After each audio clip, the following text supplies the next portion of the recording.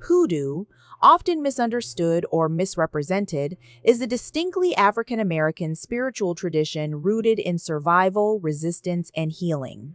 Unlike voodoo or mainstream Western magic, hoodoo isn't a religion. It's a system of folk magic and spiritual practice developed by enslaved Africans in the American South, blending African spiritual traditions with Native American herbal knowledge and European folk practices. Black women were at the center of hoodoo's development. As midwives, healers, and root workers, they held and passed down the knowledge necessary to care for their communities when no one else would. Enslaved Black women used hoodoo not just to heal the sick, but also to protect themselves and others, ward off harm, and spiritually resist oppression. These women often relied on roots, oils, bones, herbs, candles, and sacred prayers. And they were feared by slaveholders because of the spiritual power they were known to carry. It's also critical to understand that the term witchcraft, when applied to Black women, was often used to demonize what was actually ancestral wisdom. White society branded these practices as evil to strip them of their power, while at the same time adopting aspects of them in secret. But for Black women, hoodoo has always been about spiritual freedom, offering power in a world designed to make them powerless. Figures like Harriet Tubman were known to use hoodoo practices for guidance and protection. In the 20th century, Black women like Zora Neale Hurston documented hoodoo rituals in their research, preserving knowledge that was always passed orally.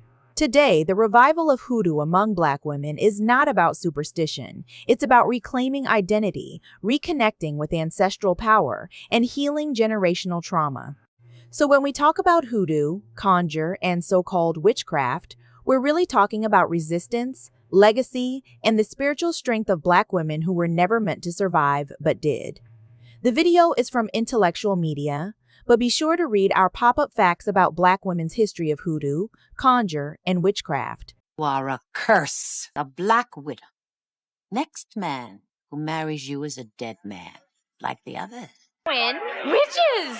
Exactly!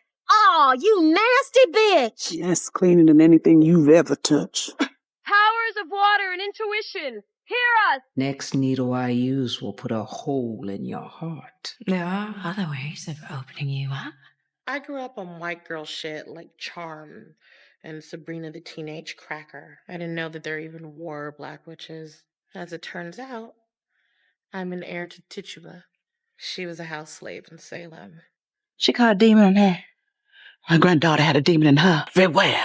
Magic is more wrapped up in politics and race than you may think. For most of human history, magic has been as real a belief system as religion, and in this video, I wanted to discuss that from a Black American perspective, while really zeroing in on Black women. From misconceptions about the Salem witch trials to plantation magic and Harlem's hustlers, this video is laced with folklore, drama, and ghost stories to not only complement a Black people's history of Halloween, but further contextualize Black life, religion, and politics. It's Hoodoo History Month, so let's celebrate. Grab a snack, but not candy corn, and enjoy a Black women's history of witchcraft, conjuring, and magic. For much of American history, the secrets of conjuring and magic were shrouded in secrecy. The practitioners and those seeking guidance cloaked in privacy. One of the most inescapable misconceptions about Black women in magic is that a central figure of the Salem witch trials was Black. However, Tituba, whom Elizabeth Hubbard and several other girls accused of witchcraft in February 1692, was actually an enslaved woman, likely from South America. However, there were two Black servants named Candy and Mary Black who were accused of witchcraft. Black people were less than 1% of early New England, and the highest concentration was in Massachusetts. Bostonite clergyman, witch hunter, and writer Cotton Mather described Black people in 1706 as the Negro Christianized. Very many of them actually worship devils or maintain a magical conversation with devils. And all of them are more slaves to Satan than they are to you, until a faith in the Son of God has made them free indeed. Will you do nothing to pluck them out of the jaws of Satan the Devourer? This call to convert Black people, and also the indigenous people, was strong because it was assumed that all non-Christian religions were demonic. White observers noted the use of magical magical talismans and charms of protection, divining, and a belief in ghosts as further proof that Africans worshipped Satan and were demonic. "I hurt nobody. Who doth? I do not know," said Mary Black, who was accused in April 1692. She was wearing a pin in her neckcloth and was asked to remove it and repin it. When she did, several of the afflicted cried out they were pricked. Mary Walcott was pricked in the arm till the blood came.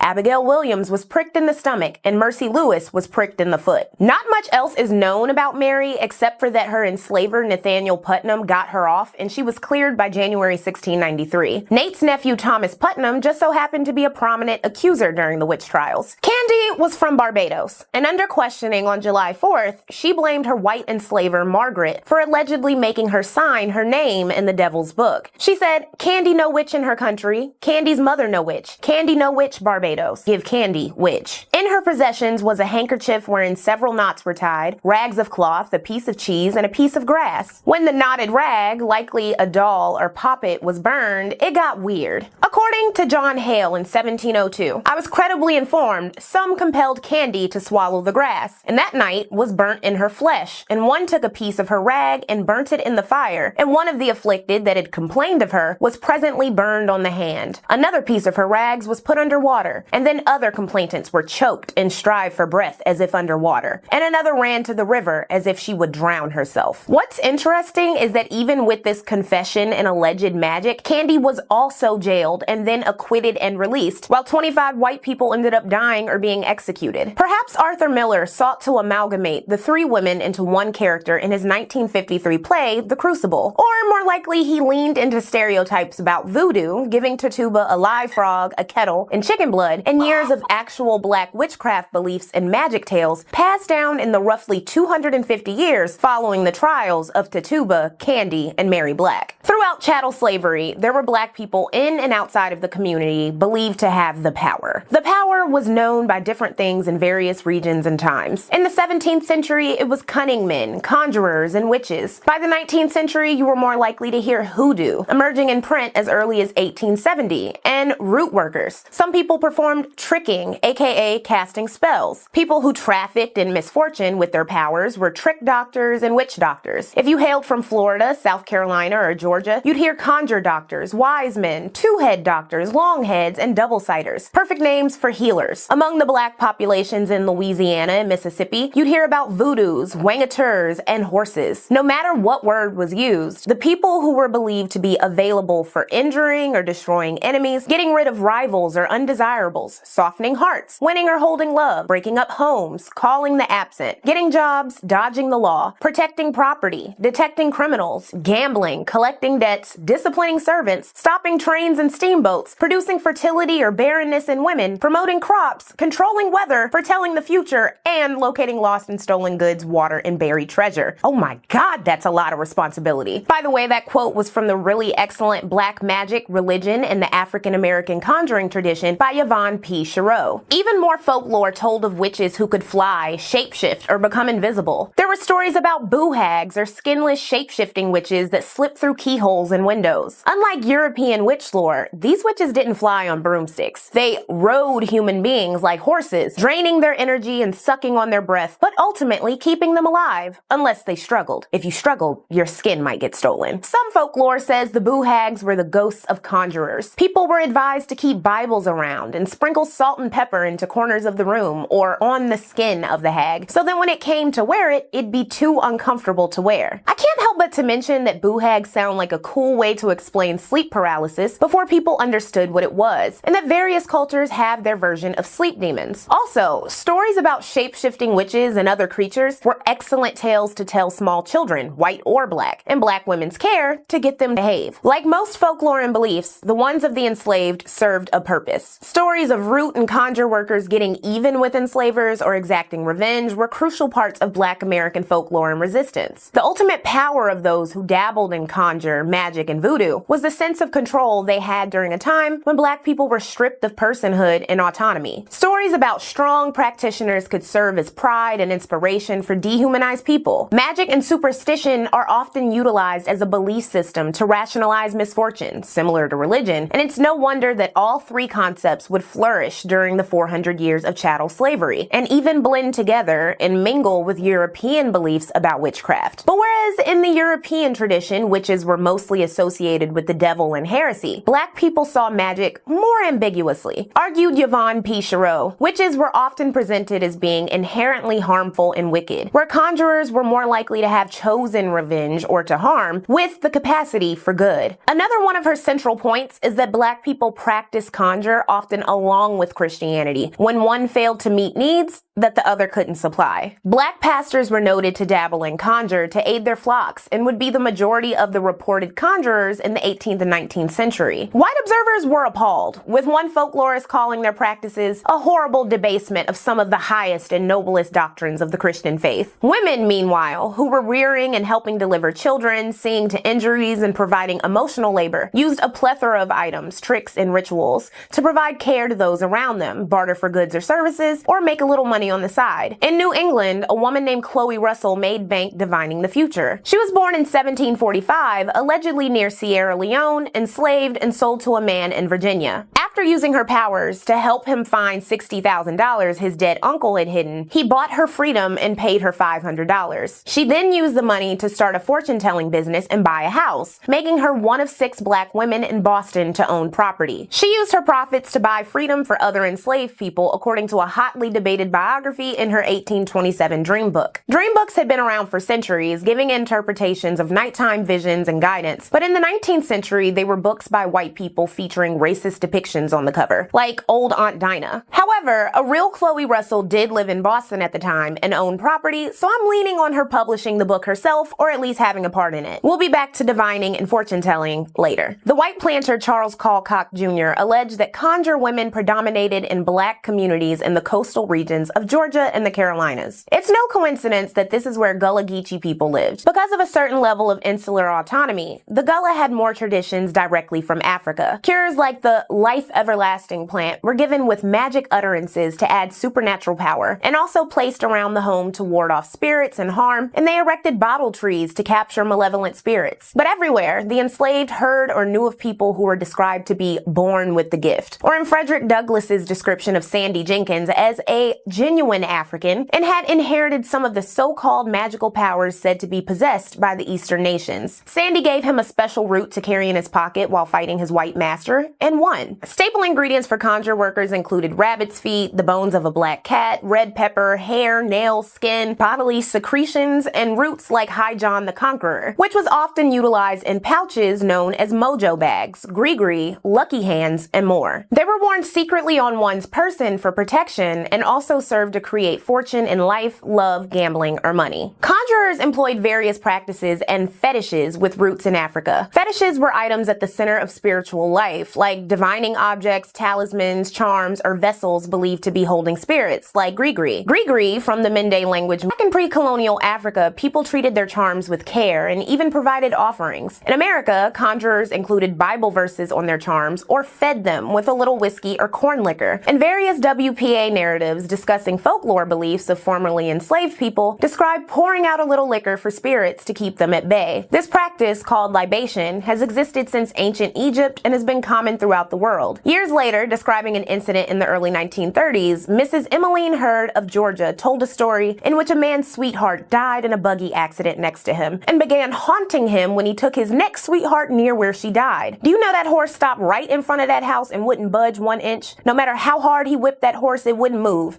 Instead, he almost turned the buggy over. She said that he was then advised by an old slavery time man to pour a quart of whiskey around the buggy to make the haunt leave. which worked. One Patsy Moses of Fort Bend, Texas, said she learned tricking from her enslaved father and mother, like how to make a good charm bag. Many of these kinds of items were found at excavated plantation sites. It makes sense that immediately after arriving into America, healers and conjurers who were pinnacles of their tribes and villages found similar ingredients or practices to take care of themselves and others. So conjurers were doctors, life coaches, and even could serve as an enforcer. Those with the power of divining were called on to find thieves or a betrayer in the community for justice or retribution, which meant certain people were gifted with power over the reputations of others. And this is where it gets sticky. People often sought healing from conjure doctors because they believed that someone hating had put the roots on them. Roots made for good excuses, especially when an enslaved person had a pleasant view of their white enslaver. This is despite the poor conditions of slavery that bred a higher infant mortality rate, malnutrition, high blood pressure, unsafe conditions, overwork, and everything in between. Sickness and injury became so intertwined with alleged roots and negative energy that a former enslaved man and pastor, Irving E. Lowry, remarked that the slaves very often connected sickness and death with voodooism or conjuration. Early 20th century white supremacist and historian Murda Lockett Avery wrote, "Negroes are not necessarily loyal as a race. They fear each other, dread covert acts of vengeance, and being conjured." Does this sound familiar? Just a little bit? While enslaved narratives offer conflicting views about the reality of conjuring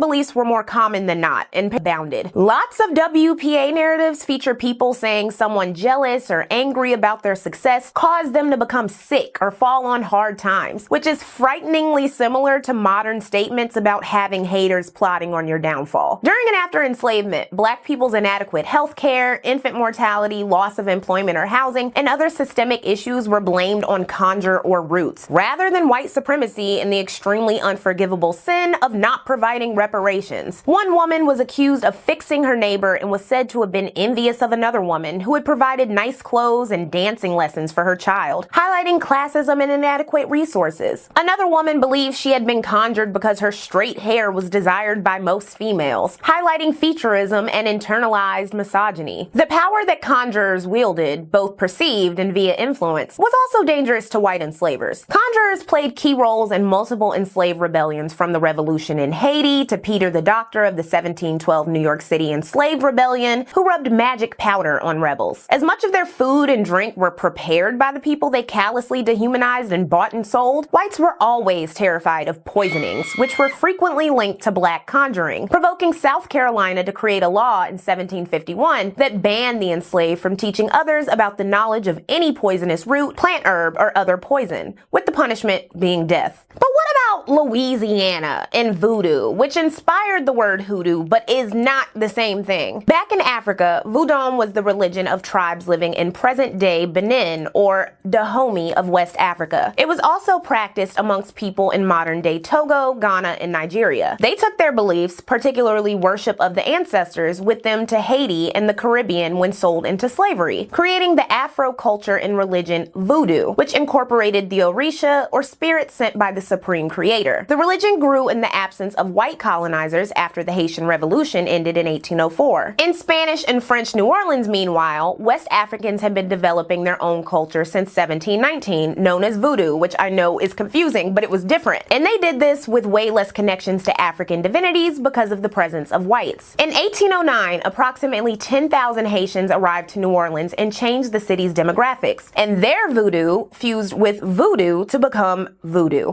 aka the Afro-Creole counterculture in southern Louisiana, and a common term for African diaspora beliefs of magical practices. Because voodoo ceremonies had empowered Haiti's enslaved population to fight back, it became synonymous with enslavers' worst fears about slave superstitions and possible violent conspiracies. In 1817, the city of New Orleans authorized Congo Square, which contained the city's enslaved population on their Sundays off. This was for surveillance, making sure the voodoo practitioners, who were often there surrounded by dancing, eating, and drinking, weren't going to harm the city, the slave trade, or the elite. One of the most famed practitioners of all time, Marie Laveau, was known to work her skills at Congo Square. Well, she and her daughter, the second Marie Laveau. Marie, one, earned a reputation of being able to harm people and protect people from harm with her rituals, specializing in romance and business quarrels. As a hairdresser, gossip and client coaxing made her able to appear all-knowing, and ultimately a very powerful harborer of secrets for the New Orleans elite. elite. Whites and blacks alike would go to her for business. Judges wanting to win elections, a woman wanting to discredit another woman for the attention of a man, she did it all. However, she usually charged whites and helped black people for free. Her daughter, Marie II, followed in her mother's footsteps by becoming a voodoo priestess. Whereas Marie I was usually kind and only vindictive when the situation called for it, Marie II allegedly relied on the fear of her subjects to remain in control, though she reportedly provided aid during the yellow fever epidemic of 1878. She would prove to be adept at voodoo spectacles, however. Even though Marie I died on June 16, 1881 at the alleged age of 98, sightings of the voodoo priestess would continue to be seen for years to come. Some of these can be attributed to Marie II, who didn't die until the 1890s. However, sightings of Marie Laveau continued until as late as 1918. Urban legend says that drawing an X on Laveau's tomb and leaving an offering of money, candy, or white rum 3 times will earn you a free wish from her. By the way, Laveau never sat for a painter or had her picture taken, and this portrait regularly used for her is not actually her. Throughout the late 19th century, voodoo was sensationalized. Nationwide after enslavement, when Reconstruction was a hotly debated political issue, newspapers began describing hoodoo and voodoo in frightening terms. Said one in 1873, "Voodooism is simply the worship of the devil." In Louisiana, accounts of white journalists experiencing wild orgies and voodoo at St. John's Eve ceremonies around the bayous of Lake Pontchartrain began in 1869. While voodoo practitioners were making a killing from the white thrill seekers who watched the dancing, drank alcohol, bought coffee and gumbo, and sometimes sex, stories about what went down were partly fabricated and featured things from interracial orgies to cannibalism. Male voodoo practitioners were also linked to rape in the white media from the 1870s to 1880s. Wrote one New Orleans news editor in a story about voodoo, "The Negroes of Haiti have had the absolute government of themselves for 3/4 of a century, and every desirable element of civilization almost has been wiped out in the decadence of the island under Negro rule." Failing to mention Haiti's massive debt to France and international embargo and sanctions. Expounded another, documented by Michelle Y. Gordon, voodoo was proof that without the influence of slavery, Haitians fall back upon the superstitions and habits of their ancestors. Black newspapers warned that white ones were intentionally distorting stories about voodoo to foster mistrust and disgust of black people. As Reconstruction ended, black voter registration plummeted, and white supremacist Democrats consolidated by the end of the century. And those wild voodoo ceremony news stories faded, and were only brought up as proof of Reconstruction's failings. In the years to come, voodoo, the religion and culture, would come to be erroneously conflated with hoodoo. When Northerners came down to the South between 1861 and 1875, teachers, clergy, cultural reformers, many were more keen to offer religiosity than material aid. While judging black Americans as inferior beings who could be polished up with education and opportunity but still be second-class citizens, they also considered conjure to be evil, implying that they believed it to be real and superstition as proof of inferiority. They claimed the black pastors who wielded massive amounts of power were too lenient about supernatural stuff and incorporating conjure into their congregations. There were black people saying this too, believing that belief in root work and the supernatural ruined the odds of racial progress. So conversations about black witchcraft were wrapped up in respectability politics. Said Octavia Rogers Albert, "Yes, the vice of voodooism which is practiced among the colored people is the result of ignorance and slavery. They will, in the course of time, ignore such doctrine, for they are being educated, and the time will come with such simple and nonsensical teachings will find no place among them." Hampton Institute's Samuel Chapman Armstrong began studying superstition and folk belief among black people in 1878, in the process calling out students at Hampton who admitted to believing in conjure. In 1893, the students and teachers created the first Black Folklore Society to document and study black beliefs, though it only lasted until 1899. The rise of black American Christianity outside the bonds of slavery, when paired with respectability politics, only made conjure and superstitions, and by association any remnants of African religions and divinities, seem not only like an impediment to the progression of the race, but evil. Years down the line, it's why so many black people in the modern day weren't allowed to watch or read media with witchcraft, but could watch all the hood classics. Like, I remember going to a girl's house when I was younger, and we were allowed to watch, but not allowed to watch Harry Potter. And it also trickled down to why people who pay homage to our ancestors or who are interested in African conjure traditions are called demon worshippers. So clearly the belief in conjure and people with the power would remain, creating divergent groups of those who dabbled in it, downright feared it and called it evil, or simply ignored it. Meanwhile, African American conjuring and superstition would become frequent literary devices in Black literature, like The Conjure Woman, an 1899 collection of short stories by Charles Chestnut, an author and pillar of the Black Cleveland community who could pass as a white man but chose not to. His stories were inspired by tales about conjure women in North Carolina. In one, a woman named Aunt Peggy the Conjure Woman curses the soup of a cruel enslaver named Mars Jeems and turns him into his worst nightmare, a black man. He's forced to be a slave and then turned back, which ultimately changes his behavior. So fast forward to the beginning of the era of the Great Migration, when a flow of 6 million Black people began leaving the South to go north and west, taking their traditions and stories with them. Conjure and hoodoo would become a popular topic in the emerging blues genre too. Sang Ma Rainey and Black Dust Blues. It was way last year when my trouble began. I had done quarreled with a woman. She said I took her man.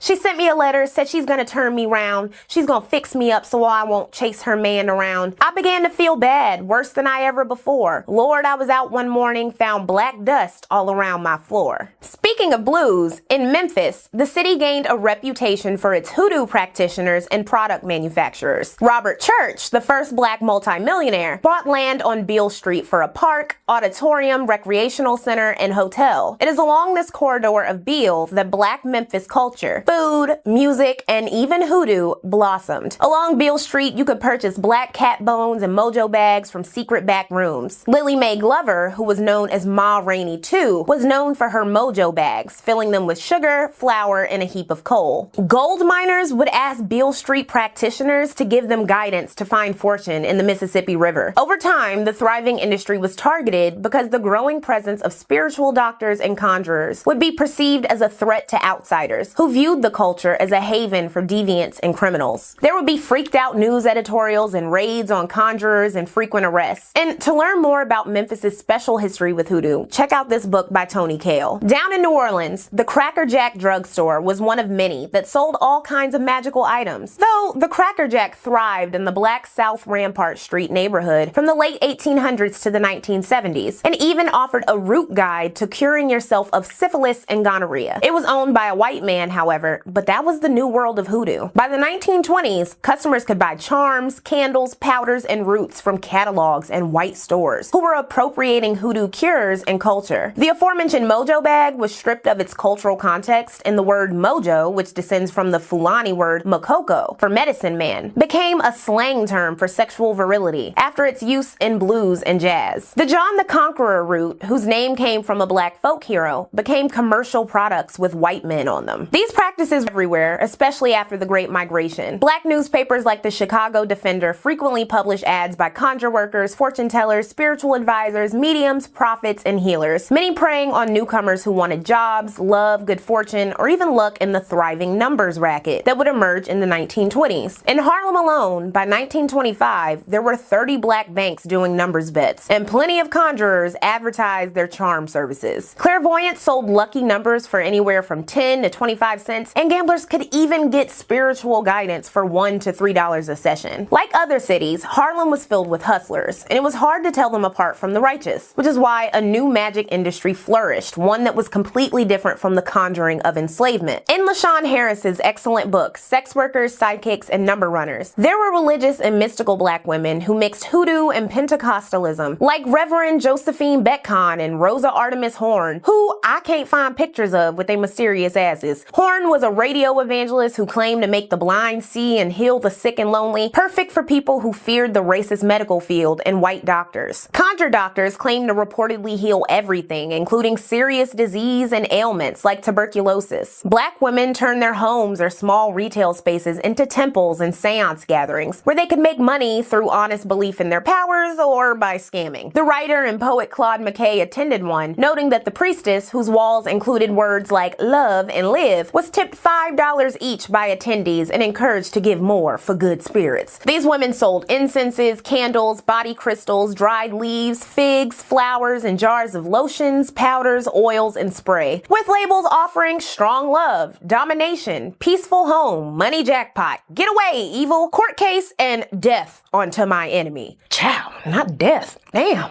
Reverend VDS Armistead, founder of the First Holy Star Psychic Science Church, which totally sounds made up because it is, sold prosperity oil for 10 cents to $1 a bottle. And I don't have a picture of her either, so you gotta imagine what she looked like. Some, like Dorothy Madame Fou Fatam Matthews, a Jamaican-born Chinese and black woman who owned a candle shop, sold dream books. She evoked the mammy stereotype on the book's cover, harkening back to old Aunt Dinah. On January 19, 1938, the numbers queen of Harlem, Stephanie St. Clair, shot her husband Sufi Abdul Hamid. He was a prominent black anti-Semite, cult leader, and pro-black capitalist. She alleged he cheated on her with a conjure woman from Jamaica. That woman was Madame Fou Fatam, who married Hamid 3 months later. He mysteriously died in a plane crash just 4 months after that in August, leaving Fatam with all of his money. They had opened the Universal Holy Temple of Tranquility and utilized Asian mysticism and Buddhism, but under Fatam, who claimed Hamid would come back from the dead in 60 days, the cult ended. As Harris pointed out, this was part of a larger trend of black supernatural consultants adopting Asian motifs to appear exotic and more powerful, and also for respect from white people. Because New York was full of immigrants, others utilized their Caribbean roots to incorporate elements of voodoo, even if they had no power or idea what they were doing. But not everybody was putting on an act. In 1931's Hoodoo in America, Zora Neale Hurston, who studied voodoo in the Caribbean and was one of the few prominent academics defending magic, wrote one becomes a hoodoo doctor in one of 3 ways: by heredity, by serving an apprenticeship under an established practitioner, or by the call. The most influential doctors seemed to be born to the cult, but the money called to the fakers. The New York Amsterdam News reported on a bunch of scam artists, but many were experts at convincing their marks that they just hadn't done the right spell work or applied their oil correctly. By the time Madame Fou Fatam was taking over as the leader of the soon-to-be-closed temple in her husband's estate, New York was seeking to crack down on the magic industry, which was crucial to Harlem's informal economy in the midst of the Great Depression. People were desperate. In 1937, CBS produced a film on Harlem alleging that nearly 1/3 of Harlem's Negroes have become voodoo worshippers. It claimed that voodoo racketeers weren't deterred by those seeking to root them out. Harlem mystics adopt a new strategy: masquerade as Christian clergymen, and the backrooms in Harlem continues in all its primitive savagery and superstition, the witchcraft of the African Congo. Harlem's 300,000 Negroes are deeply religious,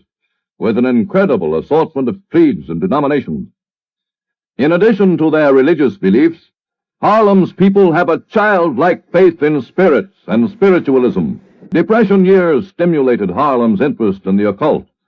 Hundreds sought the advice of mystics in the hope of picking winning numbers in the widespread policy racket. Others, seeking to improve their fortunes, go to secret meetings in dingy Harlem flats. Join a cult whose roots go back to darkest Africa. Exotic, barbaric, the cult of voodoo.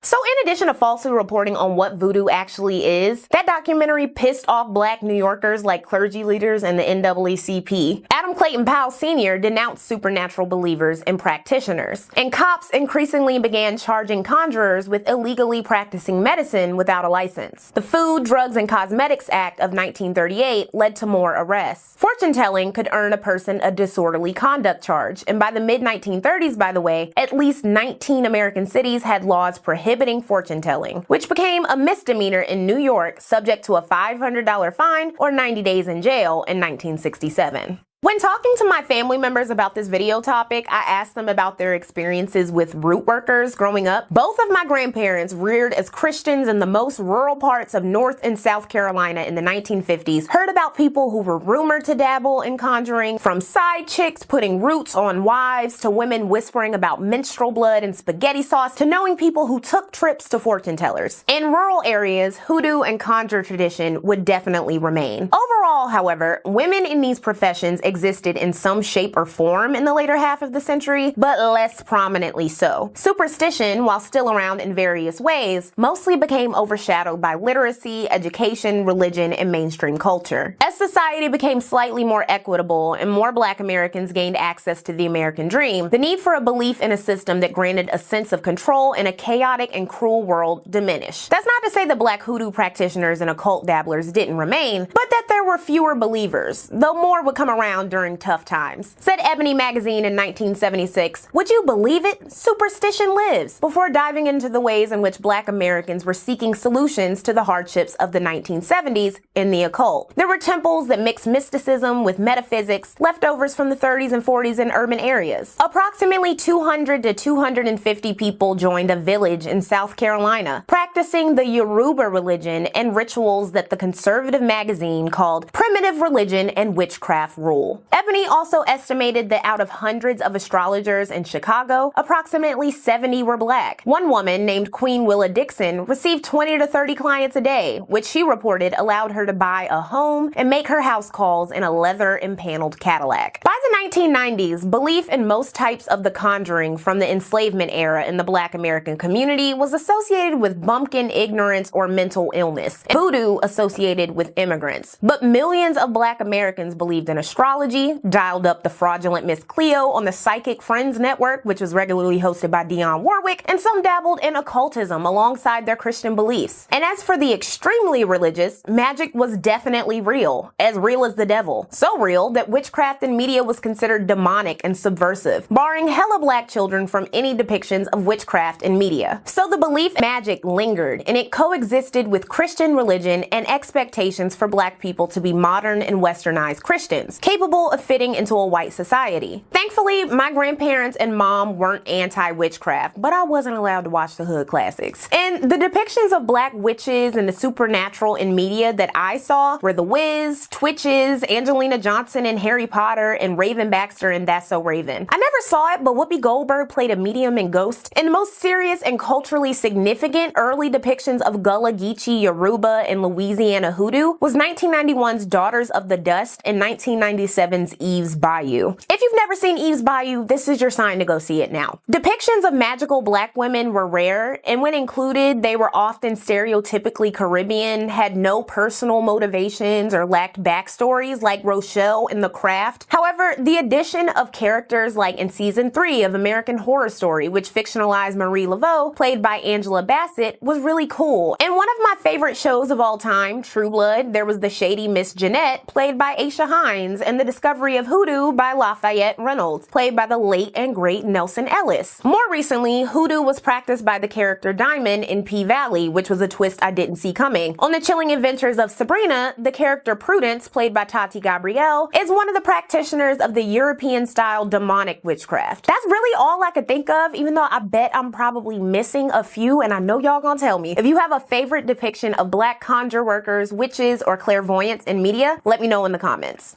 In recent years, Black women and femmes have cultivated online communities on conjuration and root work to exchange information and practices and apply their magical skills, from offering readings of celebrities and political events on YouTube to branching into outside traditions like tarot readings. I've got interesting reads gathered for you in the source list on Patreon, and I'll be honest, part of this video was inspired by a tweet I saw where it was somewhere along the lines of, you paid a random from Fiverr to do root work on you and you wonder why your life is in shambles. And that made me laugh, and I just had to do a little digging. It was interesting seeing how during enslavement and beyond, magic was used to explain the world as it was for Black people. A world where we have been divided against each other, dehumanized, and exploited. This video was also inspired by the never-ending sentiment I've seen and even espoused myself that somebody somewhere is sending negative energy, rooting on someone's downfall, blocking somebody's blessings, putting a root on them, etc. So the most striking part of this research was the recurring recurring theme of paranoia about evildoers in the Black community, and rumors that those who were succeeding while others were failing were dabbling in magic. History really is so cyclical. By a similar token, in modern Africa, who has its own complicated history with colonialism and witchcraft, in the past decade alone, approximately 20,000 people, mostly children, women, the elderly, and people with albinism, have been harmed or murdered because they were believed to be witches. It's most common in places with a significant lack of resources, where citizens are more likely to seek someone to blame for their chronic and systemic misfortune wrought by white supremacy. Here in the States, like during enslavement, the misfortune of the Great Depression, and scratching for survival in 1970s America, Black conjuring and interest in the occult has once again risen in prominence because it can be a limitless source of hope, and because more Black people than ever before have left the church. It's no wonder that internet gurus with toxic or ill-informed views who happen to tweet positive messages and offer readings or conjuring classes can make big money. Modern obsessions with manifesting, a descendant of the 19th century law of attraction, and a personal habit which I'll never give up because it's free and serotonin boosting and life is hard, honey, may one day be included in a future Black historian's essay on Black magic culture in the 2020s.